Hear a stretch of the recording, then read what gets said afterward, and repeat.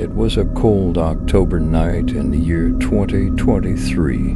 The city of Harrowsville had long been known for its tranquil streets and a community that thrived on harmony, but that was about to change. As the clock struck midnight, a sinister siren pierced the silence, announcing the beginning of the annual event known as the Blood Harvest. For 12 hours, the city descended into chaos.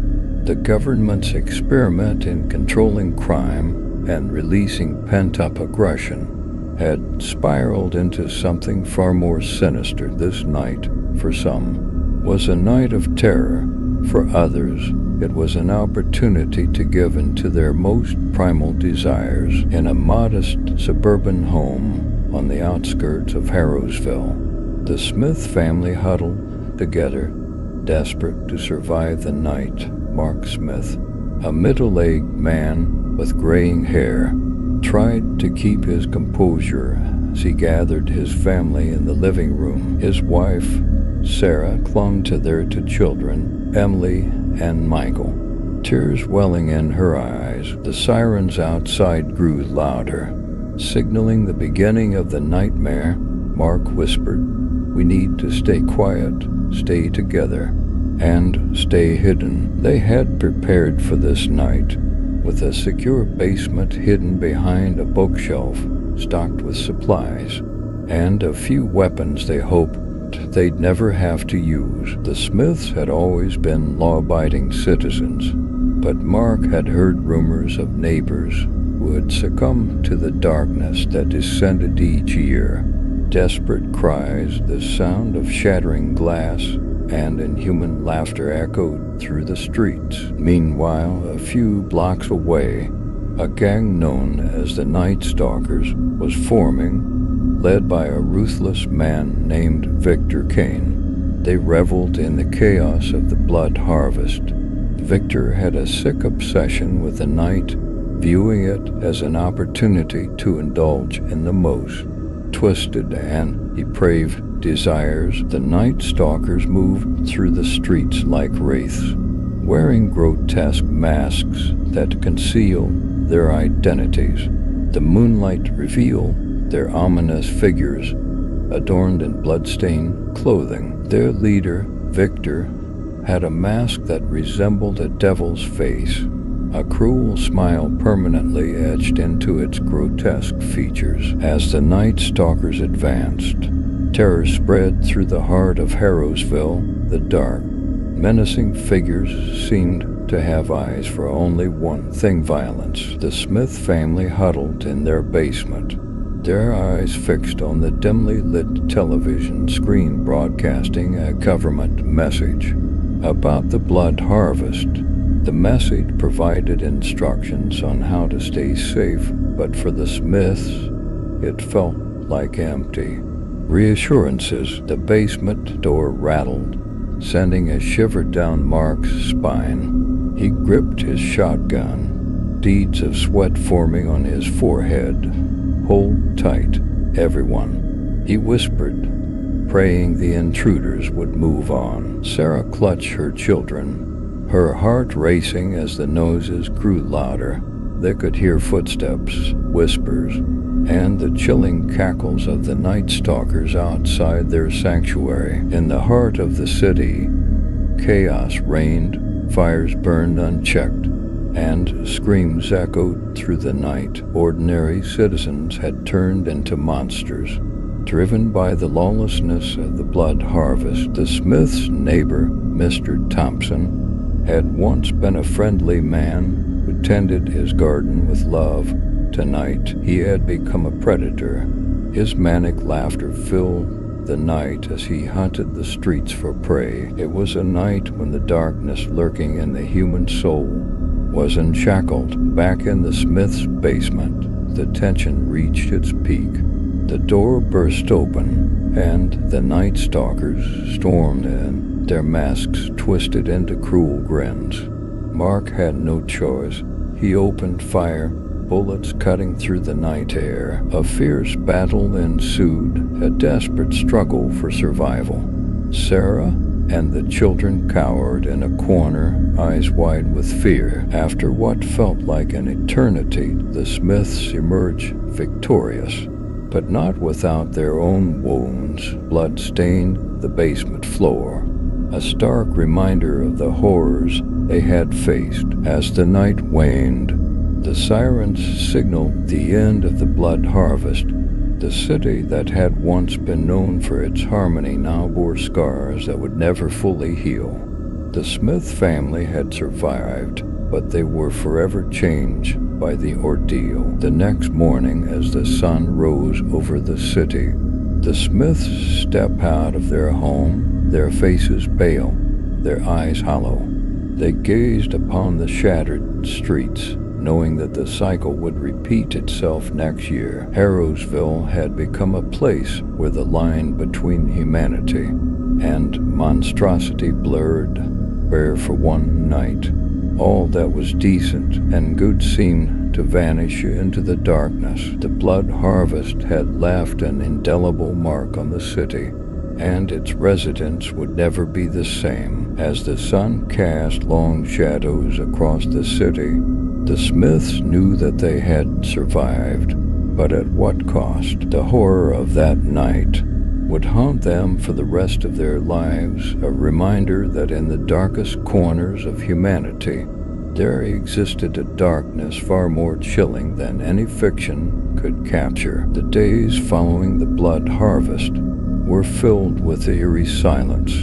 The city of Harrowsville was slowly picking up the pieces of the previous night's mayhem. Residents emerged from their homes, cautiously surveying the damage, struggling to comprehend the horrors they had witnessed. The Smith family, along with their neighbors, began the difficult process of rebuilding their lives. Mark, still nursing a gunshot wound, spent his days repairing the broken windows and doors of their home. The sense of security they once had was forever shattered. Sarah, once a cheerful and outgoing woman, was now plagued by nightmares. She couldn't forget the malevolent grins of the night stalkers. Emily and Michael, too young to fully grasp the magnitude of what they had experienced, clung to their parents for comfort. The community began to heal, but the scars of the blood harvest ran deep.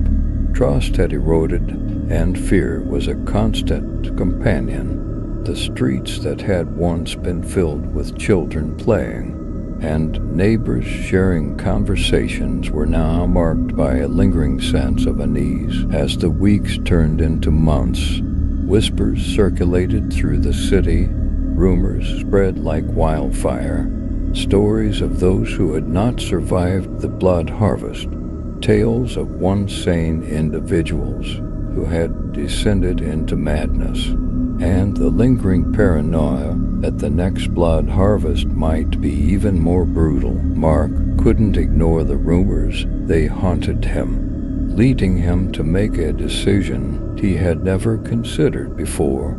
He decided to attend a secret meeting of the city's underground resistance, a group of people who were determined to put an end to the blood harvest once and for all. The resistance was an eclectic mix of survivors, former law enforcement officers, and ordinary citizens who had been pushed to their limits.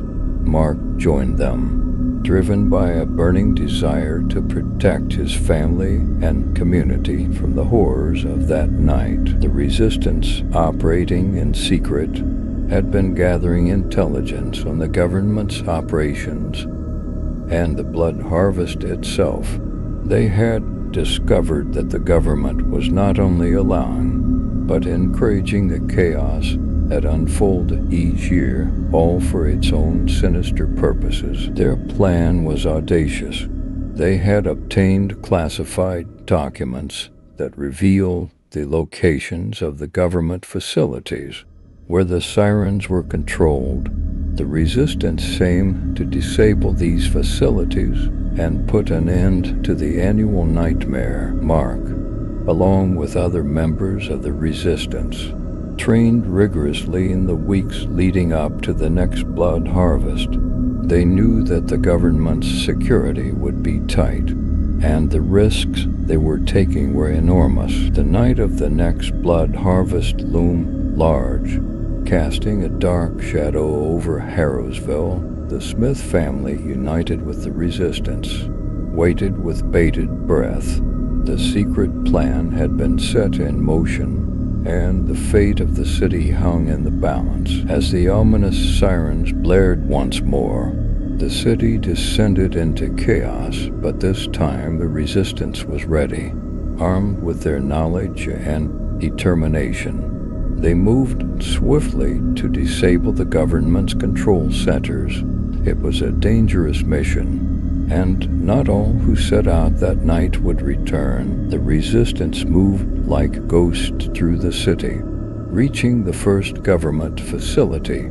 Mark and his comrades breached the compound's defenses, engaging in a fierce firefight with government agents who were determined to protect the secret of the blood harvest. Inside the facility, Mark found himself face to face with a high-ranking government official, a man whose sinister grin mirrored the Night Stalkers from the past blood harvests.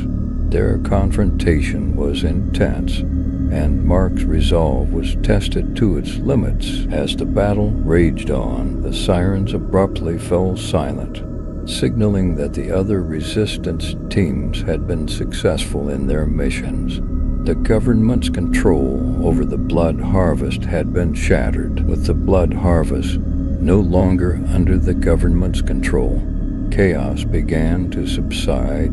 The city slowly came back to life, and its residents were free from the terror that had gripped them for so long. The people of Harrowsville began the arduous process of rebuilding and reconciling with the horrors of the past. The Smith family, battered but unbowed, had played a crucial role in the city's redemption. The resistance, once a secret force, was hailed as heroes. The community came together, determined to restore the sense of unity that had been lost. Over the years, the blood harvest became a distant memory, a nightmare that haunted the past. The city of Harrowsville was determined never to let such darkness descend upon it again. The tale of their struggle against the government's sinister experiments served as a warning to the world about the horrors that could unfold when the boundaries of morality were pushed to the limit. And as the sun rose on a new day, a glimmer of hope appeared on the horizon, reminding the people of Harrowsville that even in the face of the darkest horrors, the human spirit had the power to prevail and rebuild what had been lost.